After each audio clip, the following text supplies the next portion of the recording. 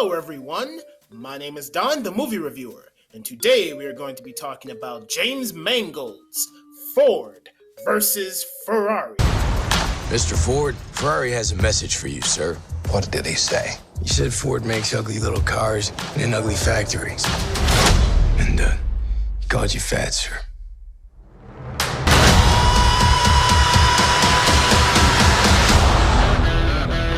If this were a beauty pageant, we just lost. Looks aren't everything. Ford versus Ferrari, or internationally known as Le Mans 66. Le Mans is a movie about two men. One man's name is Carroll Shelby, and Carroll Shelby was an American automotive designer. And the other man's name is Ken Miles. And Ken Miles was a race car driver, and he was also a sports car racing engineer. These two men came together to create a sports car that would help their employer Ford defeat their rival Ferrari at an event in 1966 called the 24 Hours of Le Mans. This movie starts off with Carroll Shelby, who is played by Matt Damon. And Matt Damon gives a fantastic performance in this movie as Carroll Shelby. Along with James Mangold's directing, not only do I immediately understand who Carroll Shelby is, but the directing and the acting fused together here makes for an intriguing narrative, because we see visually in the first few moments of this movie how much of an adrenaline rush that the character Carroll Shelby has for the sports of racing in this movie. We see how much he gets a thrill out of that. We see how much passion he has for it. And when we see those moments where James Mangold zooms in on Matt Damon's face, we can empathize with him. We can feel his pain as he receives some bad news about his condition that is being caused by his constant racing automobiles. Ken Miles is played by Christian Bale. And Christian Bale, I feel that if he does not get nominated for Best Supporting Actor, Best Actor, whatever, just get nominated for an Academy Award for his performance in this movie. If he doesn't, I will be pissed. Next, we have Jon Bernthal. And Jon Bernthal needs to get more roles like this, because Jon Bernthal, his performance in this movie was phenomenal. I enjoyed watching Jon Bernthal perform in this movie. I don't see him perform enough in movies. Usually when I see Jon Bernthal in a movie, this is what's happening. Okay, I fucked up, but I'm in over my fucking head right now. I'm sorry if Fuck, get it out! Get it the fuck out! Fuck, get it the fuck out, alright? Get it out! Motherfucker! Fuck you!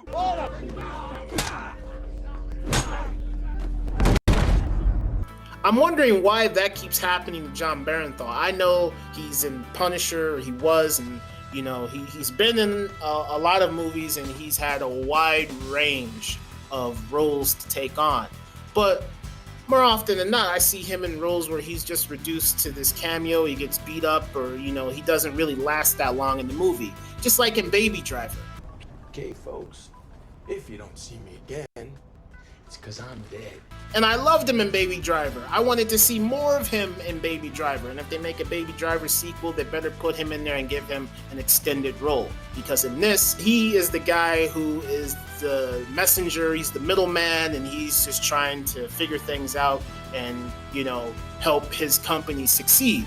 And with Jon Bernthal playing that role, that character in the movie, all of his scenes, he delivers. He is able to hold his own amongst every other cast member in this movie.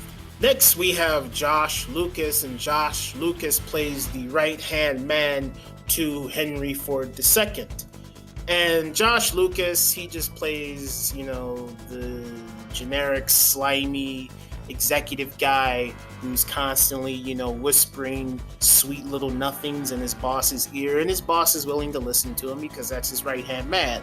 Josh Lucas's character, I don't know if it's based on a real person, but this character is nasty, and especially at the end, he does something particularly nasty for his own self-interest, but then also he's doing it for the company. But you can tell that this character is letting his ego get in the way of progression.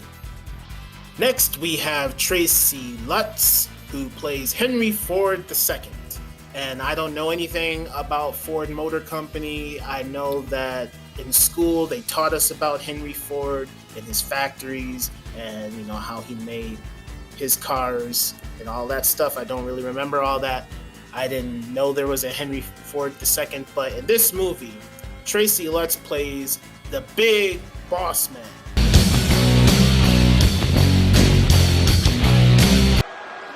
Boss man is not gaining any popularity as if he cared here in Madison Square Garden. No, not that big boss man. But he plays the head honcho of Ford Motor Company, and his introduction scene when he goes into the factory is it's fantastic.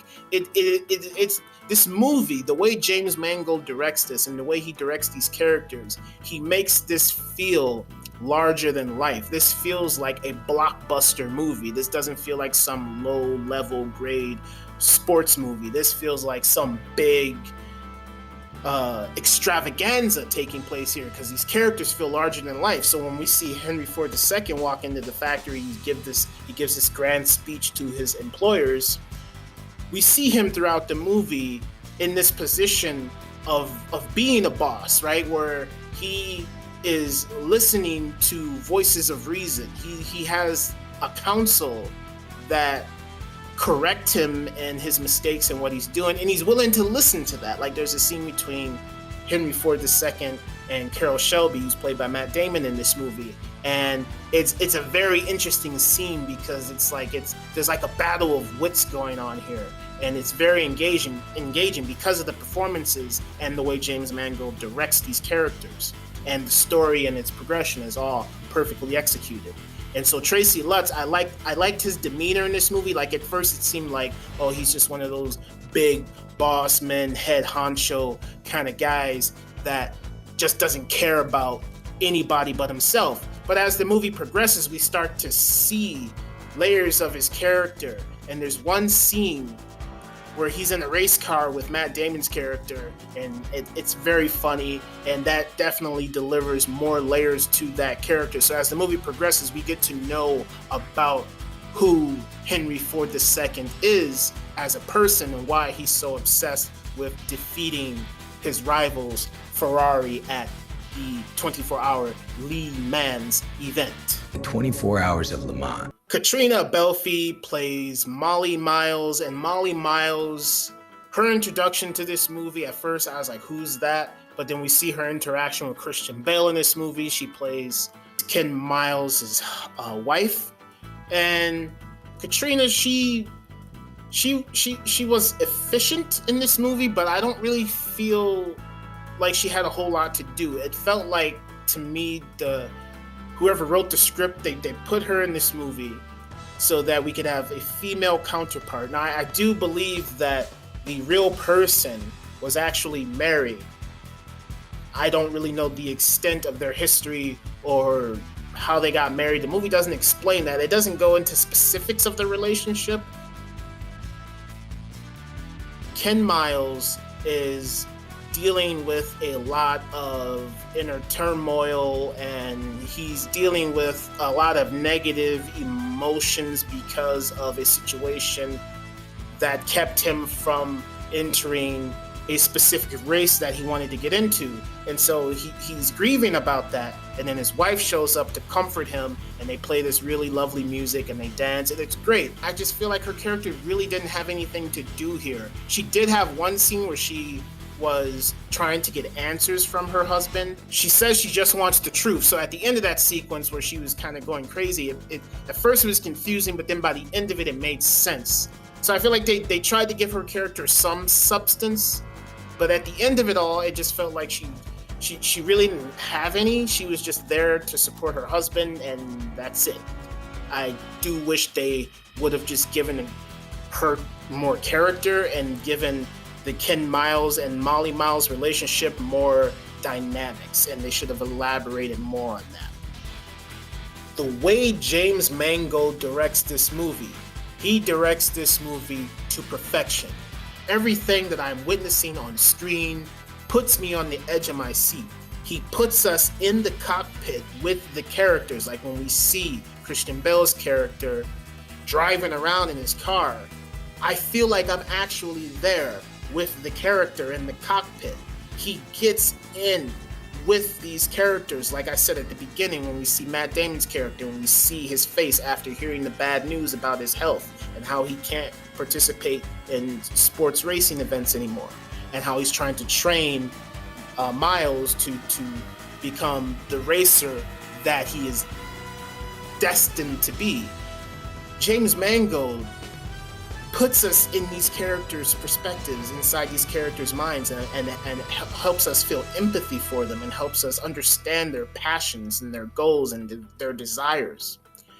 And so when we see all of that executed on screen, the execution of the action scenes makes me feel concerned for these characters. It puts me on the edge of my seat, and it helps me get inside of the characters' minds and putting me in that perspective of them going not only through their daily motions, but through their experiences while in the race car, like the scene with Matt Damon and Tracy Lutz.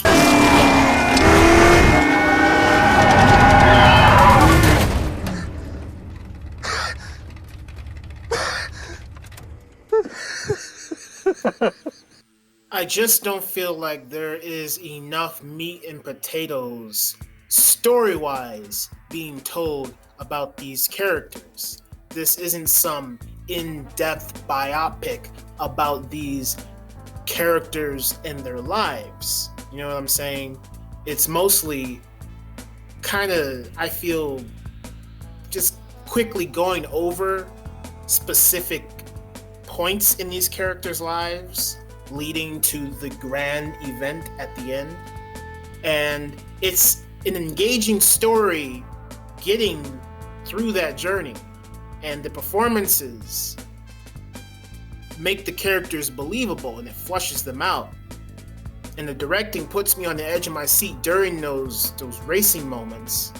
And James Mangold does a fantastic job directing this movie. But story-wise, to me, there just isn't a whole lot here to sink my teeth into. There isn't enough character depth being told about the characters, and his wife, Ken Miles' wife in particular. You know, I would love to know more about the family and their dynamics and how Ken and his wife met. I don't think they mentioned that in the movie, so I don't know how they came to meet each other. We don't really know the extent of Carroll Shelby and his condition, about how he was, we understand how he's dealing with it, but we don't know internally inside how he was coping with it. You see what I'm saying? So to me, the movie is as good as it is. It just doesn't deliver enough depth to where I can sink my teeth into these characters and really peel back the layers. There aren't a whole lot of layers to this movie. There's nothing wrong with that, but I think it would have been nice just to learn more about these people than what we ultimately got. Even though I do wish this movie had more depth in design on the characters, I still overall enjoyed this movie. It's entertaining and it's great. Christian Bale better get nominated, because the dude's a chameleon and he crushes it as a man who's pretending to be British. And just looking at the resemblance between the real person and Christian Bale, it's uncanny. And it looks like Christian Bale even lost weight for the role. I feel like people who deserve to get nominated for Academy Awards are the chameleons, are the people who transform themselves into the character to where when you watch them perform, you see a character and not the actor. And I think Christian Bale did that in this movie. And that's all I have to say. So as always, thank you for watching, and I will talk to you next time. The 24 Hours of Le Mans.